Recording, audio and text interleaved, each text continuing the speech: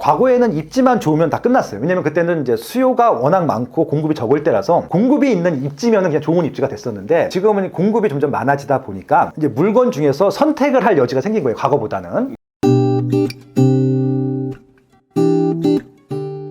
근데 또 한편으로는 네. 전문가분들이 이야기한 것 중에 2022년 올해 초반 또는 작년 말에 예상했던 거와 많이 다른 부분이 지금 현재 나타나고 있는 것 같아요. 가장 대표적인 것 중에 하나가 올 하반기에 전세 가격이 움직일 것이다. 이런 내용도 분명히 있었잖아요. 그리고 실제로 솔직하게 고백을 하지만 저 역시도 전세 가격이 움직일 거라고 봤었거든요. 근데 오히려 전세 가격은 떨어지고 월세 가격이 올라가는 그런 현상이 나타나고 있는데 2022년 초 전문가들이 예상했던 전세 가격 상승이 지금 일어나지 않은 이유는 본인께서 어떤 것 때문에 가장 크게 나타났다고 보시나요? 그러니까 이게 전세 문제도요, 단순하게 그냥 전체를 뚱 쳐서 보시면 안 될 것 같고, 네. 다 쪼개셔야 돼요. 왜냐면은, 지난 5년 동안에 정말 말도 안 되는 짓들이 많이 생겼는데, 그 중에 하나가 임대차 입법이었었거든요. 네. 그러니까 이제 임대차 입법 때문에 전세가 4단계로 이렇게 나눠져 있어서 어떤 단계의 전세가 인거지부터 보셔야 될 것 같고, 그 다음에 또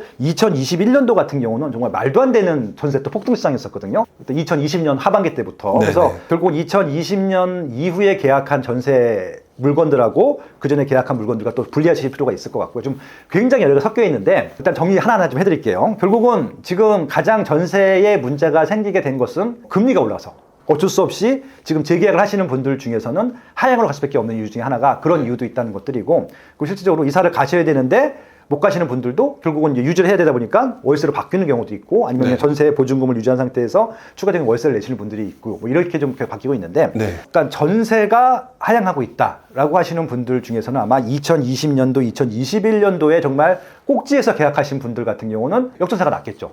그때는 정말 말도 안 돼. 왜냐면 그때는 제가 2018년도, 19년도부터 칼럼을 이렇게 써드렸고 책에도 나와 있는 얘기인데 물량이 없었어요. 그러니까 지금 매매도 그렇고 전세도 그렇고 서울에 물량이 없다 보니까 그냥 집주인들이 제시하는 가격을 받을 수밖에 없거든요. 정말 말도 안 되는 가격이었어요. 제가 봤을 때는. 근데 그 가격에 전세를 받았던 분들 같은 경우는 그게 시세가 되다 보니까 시세인 줄 알고 또 추가적인 계약들이 되는 것들이죠. 그것들은 지금 다 하락이 될 수밖에 없는 것들이거든요. 이 말씀을 왜 드리냐면요. 한번 꼼꼼히 따져보세요. 모든 전세 계약이 다 하향되는 것이 아니라 2018년도에 계약했던 분들 중에 2020년도에 전월세 상한제를 쓰신 분들 있죠.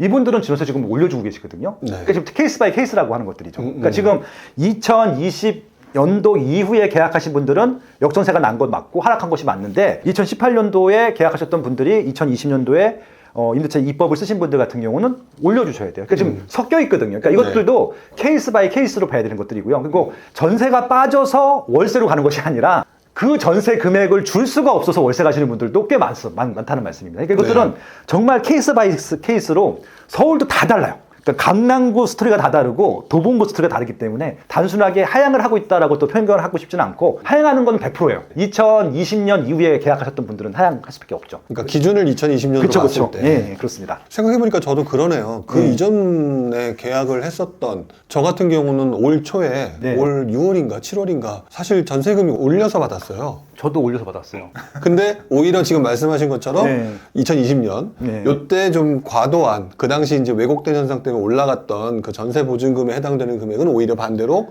떨어지는 상황이 돼서 이게 섞여버린 거다. 그리고 또 재밌는 상황은 또 하나 있는데 이런 것도 있어요. 그러니까 이제 임차인 중에서도 좀 똑똑하신 분들이 있잖아요. 네네.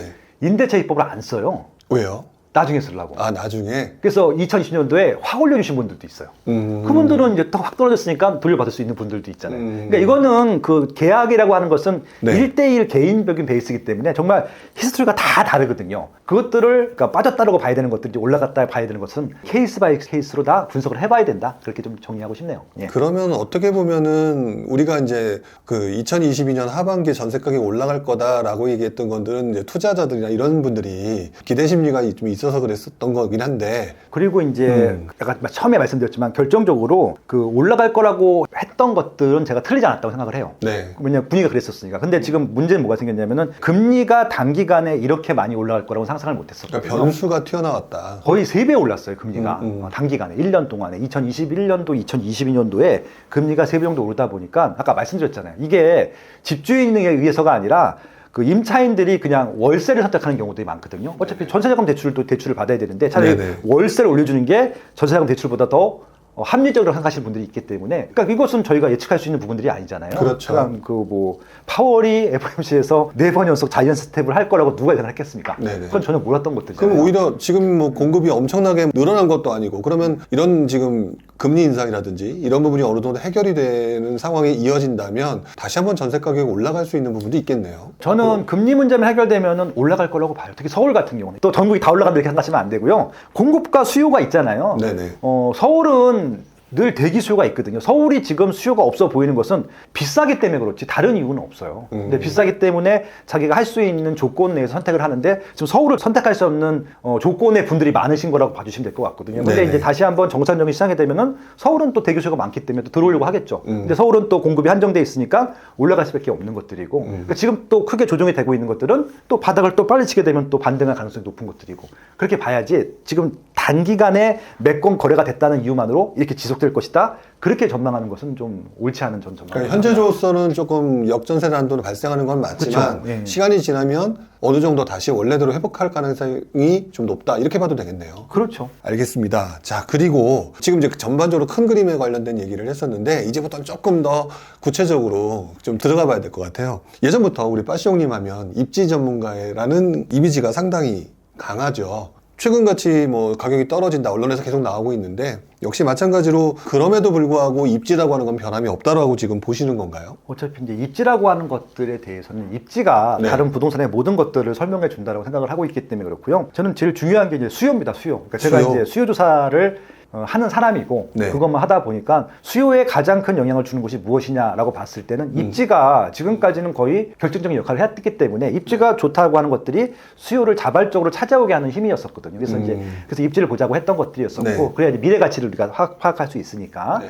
근데 이제 입지를 파악함에 있어서 이제 수요가 제일 중요하다고 말씀드렸는데 최근에 좀 변수가 생긴 것 중에 하나가 뭐냐면은 네. 과거에는 입지만 좋으면 다 끝났어요. 왜냐면 그때는 이제 수요가 워낙 많고 공급이 적을 때라서 그냥 공급이 있는 입지면은 그냥 좋은 입지가 됐었는데 네. 지금은 공급이 점점 많아지다 보니까 이제 물건 중에서 선택을 할 여지가 생긴 거예요. 과거보다는. 그래서 실질적으로 예를 들어서 상품성이 좋은 것들을 선택하는 비중도 높아졌죠. 그러니까 이게 뭐냐면은 입지가 살짝 떨어졌는데 상품이 좋아. 그러면은 과거 같으면은 상품이 떨어져도 입지가 좋은 걸 선택했는데 최근에는 입지가 살짝 떨어져도 상품이 좋은 걸 선택하는 사람들이 생겼어요.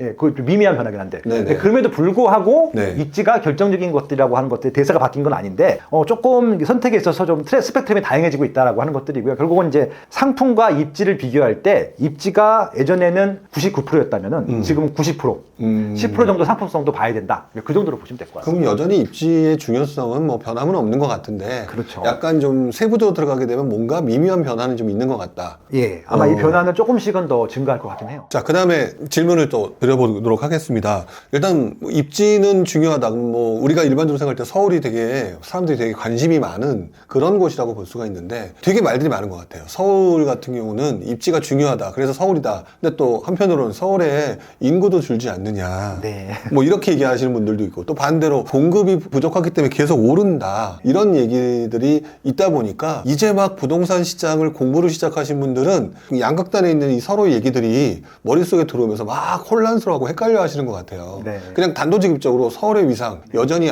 계속 될 거라고 보시나요? 그러니까 이제 입지가 좀 어떻게 보면 옛날에 판단하는 기준하고 지금은 좀 달라졌다고 판단을 하는데 그래서 이번에 썼던 책이 서울 부동산의 절대 원칙이라는 책이었었고요. 네네. 서울을 어떻게 정의하느냐에 따라서 네. 서울이 사람들이 왜 서울을 선택하고 있고 서울의 정의를 어떻게 해야 될 것인가부터 좀 다시 정리를 했는데 과거에는 그러니까 서울이라고 하는 것이 수도가 된 것은 조선시대부터잖아요. 네, 그렇죠. 그때는 종로구만 서울이었거든요. 그래서 중국까지 됐다가 또 일제강점기 때 서울 강북 지역과 영등포 일부가 영등포. 되고 그래서 좀 커지잖아요. 그래서 지금은 이제 지금의 25개국 형태가 된 것이 몇십 년 안 됐어요. 그러니까 서울이 확장이 되고 있는데 서울이 확장이 된 다음부터는 이제 경기도하고 인천도 서울처럼 또 대도시가 되고 네. 상품들도 좋아지고 교통도 네. 좋아지고 했거든요. 그래서 결국은 지금은 서울을 단순히 서울이라는 행정구역만으로 보는 것이 아니라 경기도, 인천까지 포함한 개념으로 보는 것이 맞을 것 같고 네. 결국은 이제 경기도라고 하는 말 자체가 서울 경제에다가 주변 기자거든요. 네. 서울 옆에 있는 지역이라서 서울 역할을 분담하는 역할을 하는 것들이어서 행정구역은 서울이지만 서울 역할을 못하는 지역들이 있어요. 그건 아마 서울에 있는 아파트에서 좀 저평가가 아니라 좀 저렴한 지역이 될 것 같고 경기도인데 서울보다 비싼 지역들이 있거든요. 그거는 경기도지만 서울 같은 역할을 하는 지역들이 있을 것 같고 그래서 실질적으로 서울, 경기, 인천은 그냥 같은 생활권이라고 보신 다음에 네. 실질적으로 수요가 어디가 많은지 메인 기능을 어디서 하는지 이렇게 좀 따져보시는 것이 맞을 것 같다는 생각을 해보고 있고요. 그래서 네. 서울의 영역을 단순히 서울 행정구역뿐만이 아니라 네. 좀 크게 확대하셔서 보시는 게 맞지 않을까 그렇게 좀 제안을 드리고 싶네요. 어떻게 보면 꼭 서울뿐만 아니라 경기도 또는 인천도 역시 확장돼서 충분히 볼만한 곳이다 이렇게 평가를 그렇죠. 하신다는 건데 그래도 조금 더 구체적으로 사람들이 아마 빠숑님이 이런 얘기를 한다 그러면 어디가 좋아요? 라고 물어보시면 되게 많으실 것 같아요. 예. 아까 뭐 2040 서울계획도 잠깐 언급을 하셨잖아요. 네네. 책에도 그 내용을 쓰셨다라고 하는데 네. 그럼 나름대로 뭐 구체적으로 서울이라면 앞으로 발전 가능성이 있는 곳, 뭐 지금 발전 가능성이 있다라고 하면은 앞으로 가격이 더 오를 수 있잖아요. 그렇죠. 그럼 서울에 어떤 지역이 좀 요즘에 유망할지 또는 경기도 수도권 지역, 인천 지역 같은 경우는 네. 본인이 보시기에는 어떤 식으로 어느 지역이 좀 더 발전하게 될지 아마 이런 부분을 얘기해 주시면 많은 분들이 좀 좋아하실 것 같다는 생각이 들어요.